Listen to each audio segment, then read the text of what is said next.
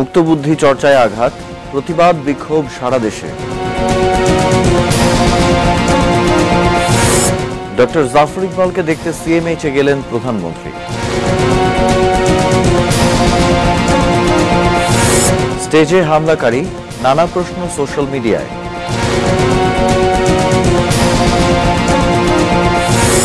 জামায়াতকে দেশ থেকে বের করে দেওয়া উচিত, অর্থমন্ত্রী।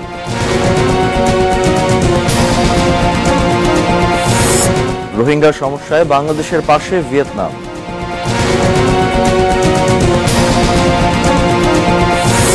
ও অস্কারের সেরা ছবি শেপ অফ ওয়াটার।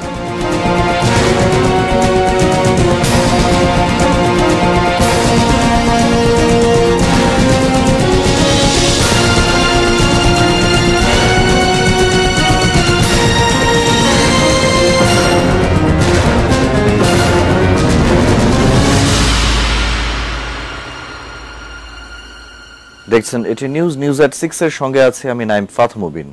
শুনছিলেন 7 রিং সিমেন্ট সংবাদ শিরোনামগুলো। VSL angle channel HB VSL Bikrampur steel limited. স্বাধীনতার পর আবারও বুদ্ধিজীবী হত্যার চক্রান্ত চলছে, আক্রান্ত বাংলাদেশ। পদাঘাত মুক্তবুদ্ধি চর্চায়।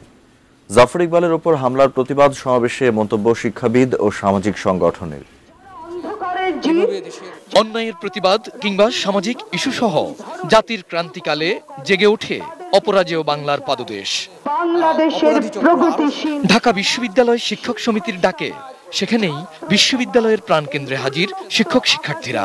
জাফর ইকবালের উপর হামলার কেবল প্রতিবাদই নয়, পেছন থেকে যারা কলকাঠি নাড়ছে তাদের গ্রেপ্তারের দাবি জানানো হয়। ধর্মান্ধ জঙ্গিবাদের বিরুদ্ধে এখনই রুখে দাঁড়ানোর আহ্বান জানান তারা। যারা মুক্তিযুদ্ধকে মানে না, এদেশের গণতান্ত্রিক চর্চাকে যারা ব্যাহত করে দিতে চায়, সৃজনশীলতাকে ব্যাহত করে দিতে চায়, বিজ্ঞান মনস্ক মানুষের চেতনাকে যারা নষ্ট করে দিতে চায়, অন্যদিকে এলো সেই গ্রুপ। এই অংশে বারবার এদেশের মুক্তিকামী মানুষের উপরে, মুক্তি বুদ্ধির চেতনার উপরে, মুক্তিযুদ্ধের আদর্শের উপরে হামলা করে আসছে। 18 জঙ্গি তৎপরতা এবং এর পূর্বের জঙ্গি তৎপরতার মধ্যে কিছু মৌলিক পার্থক্য অবশ্যই থাকবে। এখানে কিন্তু অনেক রাজনৈতিক অপশক্তিও এই মুহূর্তে জড়িত হবে, যে অপশক্তিগুলো সাধারণত এই গণতান্ত্রিক ধারাকে ব্যাহত করার জন্য নানাভাবে সক্রিয় থাকবে। ঘুম নেই শাহবাগেরও। সেখানে সম্মিলিত সামাজিক আন্দোলনের জাতীয় ধিক্কার সমাবেশে যোগ দেন সমাজের নানা শ্রেণী ও পেশার মানুষ। তারা বলছেন, ধর্মান্ধরা আসল ধর্মকে মাটি চাপা দিয়ে যে ধর্ম মানুষকে সৃষ্টির শ্রেষ্ঠ জীব ভাবতে শেখায় না, সেটি বেছে নিয়েছে। কেন জঙ্গিবাদের মূল উৎপাটন করা যাচ্ছে না সরকারের কাছে, এমন প্রশ্ন রাখেন বক্তারা। বাংলাদেশের স্বাধীনতার উপরে আঘাত, মুক্তিযুদ্ধের উপরে আঘাত, অসাম্প্রদায়িক বাংলাদেশের উপরে আঘাত। এই কারণে এটা আজকে এতগুলো 71-এর পরেও এই প্রক্রিয়া কিন্তু অব্যাহত রয়েছে। অসাম্প্রদায়িক বাংলাদেশ প্রতিষ্ঠা করার জন্য রাস্তায় নামবো, রাস্তায় থাকবো। আমরা সেই স্ফুলিঙ্গ আবার প্রজ্বলিত করব। এই একে আজাদ, এটিএন নিউজ, ঢাকা। লেখক শিক্ষাবিদ ডক্টর মোহাম্মদ জাফর ইকবালের উপর হামলার প্রতিবাদে আজও বিক্ষোভে উত্তাল সারা দেশ। দুপুরে খুলনা বিশ্ববিদ্যালয় ক্যাম্পাসের হাদি চত্বরে মানববন্ধন করেন শিক্ষার্থীরা। একাত্মতা প্রকাশ করে শিক্ষকরা অংশ নেন এই কর্মসূচিতে। এ সময় হামলায় জড়িতদের কঠোর শাস্তির দাবি জানান তারা। হামলার প্রতিবাদ ও দোষীদের বিচারের দাবিতে সকালে সিনেট ভবনের সামনে মানববন্ধন কর্মসূচি পালন করে রাজশাহী বিশ্ববিদ্যালয় শিক্ষক সমিতি। প্রগতিশীল শিক্ষক সমাজের উদ্যোগেও আরেকটি মানববন্ধন কর্মসূচি করা হয়। এ সময় বক্তারা বলেন, কিছু ধর্মান্ধ ব্যক্তি একের পর এক প্রগতিশীল ও মুক্তমনা মানুষের উপর হামলা করছে। ঐক্যবদ্ধভাবে তাদের প্রতিহত করার আহ্বান জানানো হয়। কুষ্টিয়ার থানামোড়ের বক চত্বরে সম্মিলিত সামাজিক আন্দোলন জেলা শাখার উদ্যোগে প্রতিবাদ কর্মসূচিতে বক্তারা মুক্তিযুদ্ধের চেতনা ধ্বংসের চক্রান্তের মূলোৎপাটনের দাবি জানান। মৌলভীবাজারের চৌমোহনা চত্বরে প্রগতিশীল ছাত্র ও সাংস্কৃতিক সংগঠন প্রতিবাদ সমাবেশ করে। এ সময় বক্তারা বলেন, এর আগে মুক্তমনা প্রগতিশীল মানুষদের উপর হামলা ও হত্যার ঘটনায় প্রকৃত তদন্ত ও বিচার না হওয়ায় ধর্মান্ধরা উৎসাহিত হচ্ছে। দুপুরে রংপুরের শহীদ মিনার চত্বরে ঘণ্টাব্যাপী মানববন্ধন করে সম্মিলিত লেখক সমাজ ও অনলাইন অ্যাক্টিভিস্ট ফোরাম। এছাড়া হামলার প্রতিবাদে বরিশাল, ঝিনাইদহ ও রাজবাড়ী সহ দেশের বিভিন্ন জায়গায় মানববন্ধন ও বিক্ষোভ সমাবেশ অনুষ্ঠিত হয়েছে।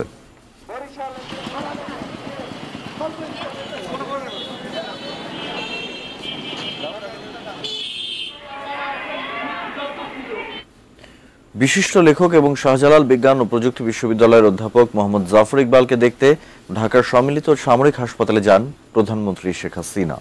আজ দুপুর 1টার দিকে ওই হাসপাতালে যান প্রধানমন্ত্রী। এ সময় তিনি জাফর ইকবালের সঙ্গে কথা বলেন ও তার চিকিৎসার খোঁজ খবর নেন। শনিবার বিকেলে সাবিপ্রবির প্রবির ইলেকট্রিক্যাল অ্যান্ড ইলেকট্রিক ইঞ্জিনিয়ারিং বিভাগের ফেস্টিভ্যাল চলাকালে হামলার শিকার হন অধ্যাপক জাফর ইকবাল। ঘটনার পরপরই আহত অবস্থায় তাকে সিলেটের ওসমানী মেডিকেল কলেজ হাসপাতালে নেওয়া হয়। তার মাথায় 4টি আঘাত এবং বাঁ হাত ও পিঠে ছুরিকাঘাতের জখম পেয়েছেন চিকিৎসকরা। শনিবার রাতে অধ্যাপক জাফর ইকবালকে ঢাকার সম্মিলিত সামরিক হাসপাতালে ভর্তি করা হয়। অধ্যাপক জাফর ইকবালের উপর হামলার পরপরই ব্যক্তিগতভাবে তার খোঁজ খবর নেন এবং তাকে ঢাকায় আনার ব্যবস্থা করেন প্রধানমন্ত্রী শেখ হাসিনা। এরপর ঢাকা সিএমএইচেও দেখতে গেলেন। এজন্য প্রধানমন্ত্রীকে ধন্যবাদ জানান অধ্যাপক জাফর ইকবালের স্ত্রী ডক্টর ইয়াসমিন হক। আমাদের মাননীয় প্রধানমন্ত্রীর সামনে ওনাদের বলেছি যে আপনারা জোর করে হলেও আরো বেশি দিন রেখে দেন, যেন ফোর্সড রেস্ট হয় জাফর ইকবালের। হি ইজ কমপ্লিটলি রিকভার্ড আমি বলবো, আর ইনশাল্লাহ আর কয়েকদিনের ভিতরে তাড়াতাড়ি যা আছে বাকি রিকভার করে বাসায় চলে যেতে পারবেন, সিলেটে চলে যেতে পারবেন। ডক্টর জাফর ইকবাল আক্রান্ত হওয়ার ঠিক আগ মুহূর্তের কিছু ছবি ভাসছে সোশ্যাল মিডিয়ায়। কিভাবে হামলাকারী স্টেজের উপর উপস্থিত ছাত্র শিক্ষকদের চোখই বা কোন দিকে ছিল, এসব প্রশ্ন নিয়ে মুন্নি সাহার রিপোর্ট। কখনো কল্পনা করি নাই যে আমি কি এমন করেছি আমার জীবনে যে এত ভালোবাসা ওদের কাছ থেকে পেলাম। সেই জন্য সবসময় আমি খোদার কাছে বলি, খোদা তুমি আমাকে বাঁচায় রাখো, কিংবা আমাকে দিয়ে শুধুমাত্র ওদের ভালোবাসার একটা ক্ষুদ্র ভগ্নাংশ যেন আমি ওদেরকে ফিরে দিতে পারি, সেরকম কিছু আমাকে দিয়ে করাও। এক জীবনে যত ভালোবাসা পেয়েছেন তার জবাব তার সন্তানসম ছাত্রদেরকে বিশ্বাস করেই ফেরত দিতে চেয়েছেন ডক্টর জাফর ইকবাল। বারবার হত্যার হুমকি পাওয়া এই মুক্ত বুদ্ধির সাধকের জন্য কেন যথেষ্ট ভালোবাসার পাহারার চোখ ছিল না, এমন প্রশ্ন রোবোটিক্স প্রতিযোগিতার সমন্বয়কারী মুন্তাসিরের কাছে। মঞ্চের উপরে স্যারের পেছনে আমরা হামলাকারীকে দেখলাম, আরো একজন সহযোগীকে দেখলাম, মানে এখনো যেটা সোশ্যাল মিডিয়াতে যে ছবিগুলো ঘুরে বেড়াচ্ছে। তো এরা কি চেনা মুখ?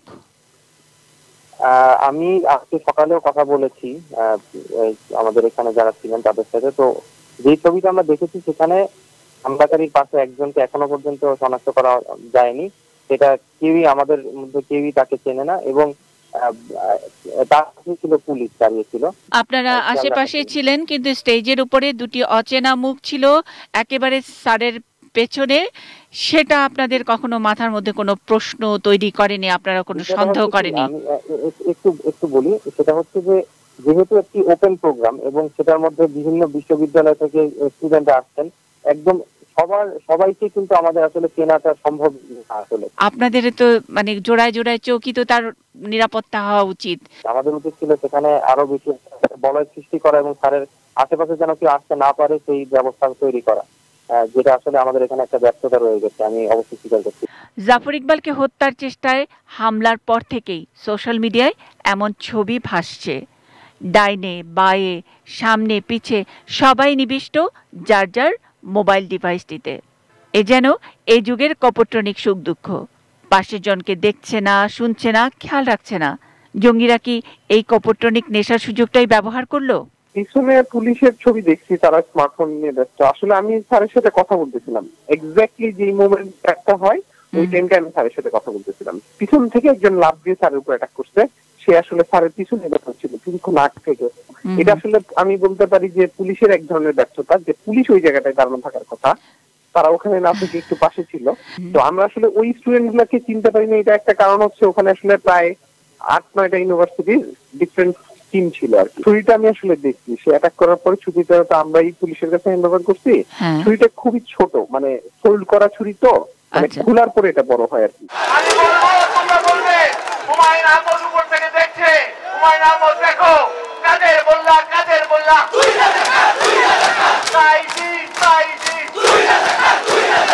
বাংলাদেশের যত শহীদ হয়েছিল তারা সবাই এখন আমাদের উপর থেকে তাকিয়ে আমাদেরকে দেখছে আর বলছে এই বাংলাদেশকে কেউ আর কোনোদিন পদানত করতে পারবে না।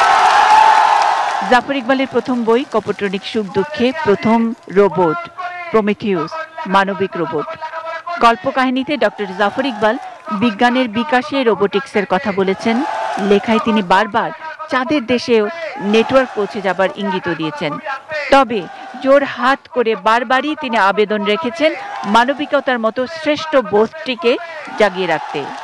তাই আক্রান্ত রক্তাক্ত এই সাধকের পক্ষেই বোধহয় সম্ভব ছাত্রদের উদ্দেশ্যে বলা, আমাকে যে আঘাত করেছে তাকে মেরে ফেলো না, সে যদি আমার ছাত্র হয়।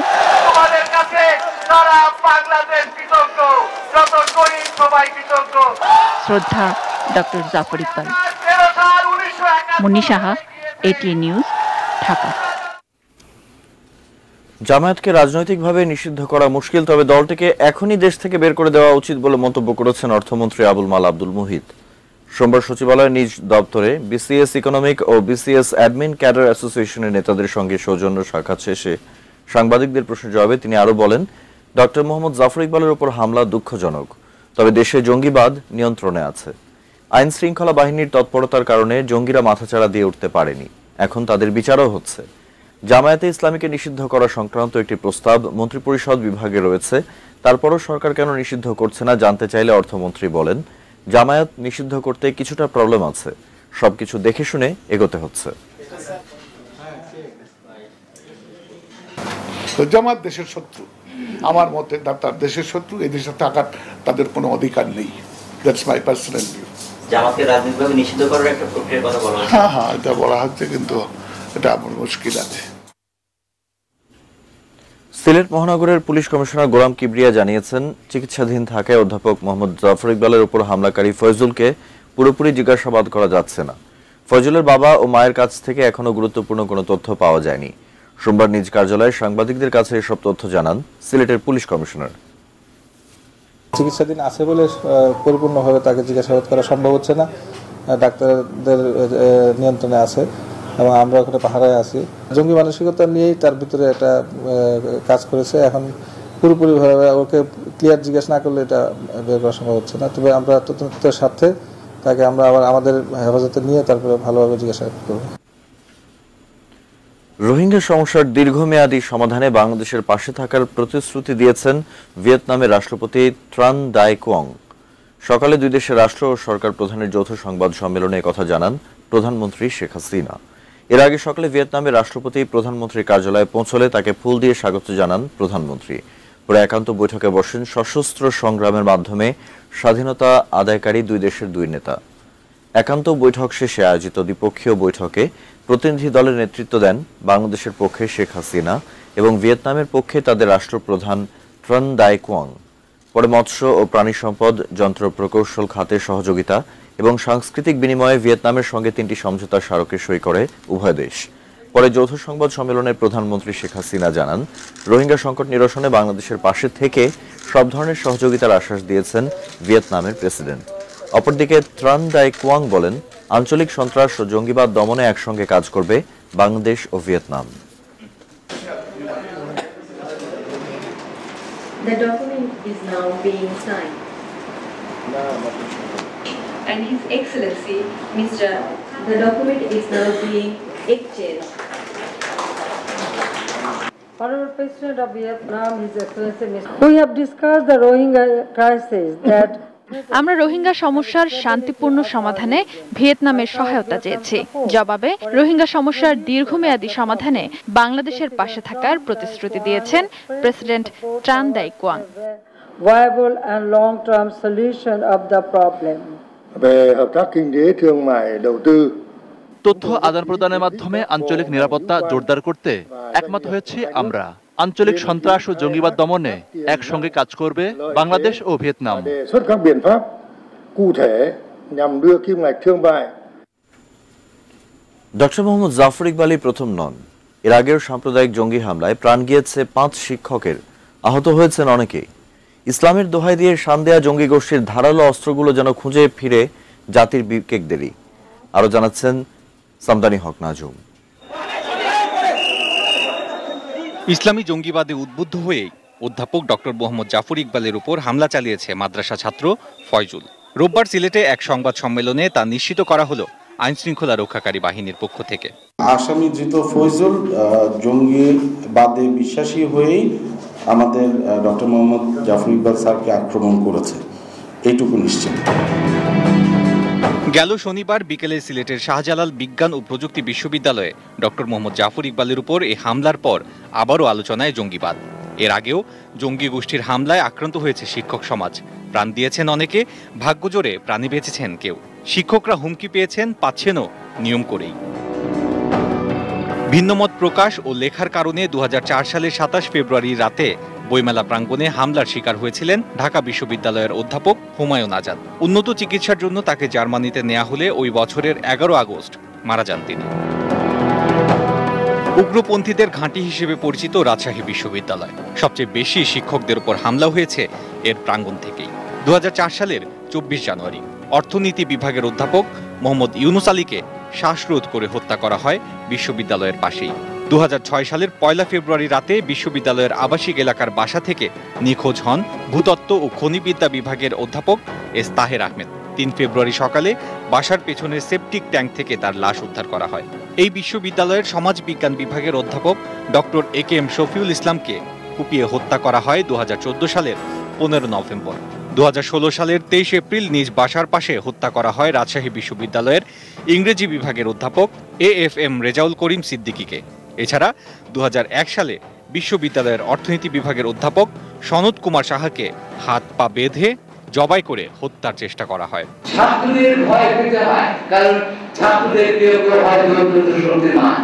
শিক্ষাবিদ ডক্টর সৈয়দ আনোয়ার হোসেন মনে করেন, ডক্টর মোহাম্মদ জাফর ইকবালের উপর হামলা করে নিজেদের অস্তিত্বের জানান দিল মৌলবাদীরা। বলেন, শিক্ষকদের মেরে জাতিকে পঙ্গু করতে চায় তারা। শিক্ষক যারা, তারা মুক্ত বুদ্ধির চর্চা করে। এই স্বাধীন মত মন্তব্যের কারণে প্রতিক্রিয়াশীল যে চক্র, যারা পেছনের দিকে টেনে নেওয়ার যে শক্তি, তারা কিন্তু দারুণভাবে বিপর্যস্ত বিপন্ন বোধ করে। সেই জন্য স্বাধীন মত মন্তব্যকে বিনাশ করবার জন্য তারা তৎপর হয়ে ওঠে। আর এই প্রতিক্রিয়াশীল চক্র ভালো করেই জানে, ধর্মের কথা বললেও তারা ধর্ম থেকে বিচ্যুত, ধর্ম থেকে অনেক দূরে। সেই জন্য তারা শক্তি প্রয়োগ করে। যে দেশে হত্যা বা হত্যার উদ্দেশ্যে হামলার কোনো বিচার হয় না, সে দেশে এই ধরনের ঘটনা পুনরাবৃত্তি হবে। সামদানি হক নাজুম, ATN নিউজ, ঢাকা। এবারে নিচ্ছি বাইজেন স্টিল বিরতির পর আরো থাকছে।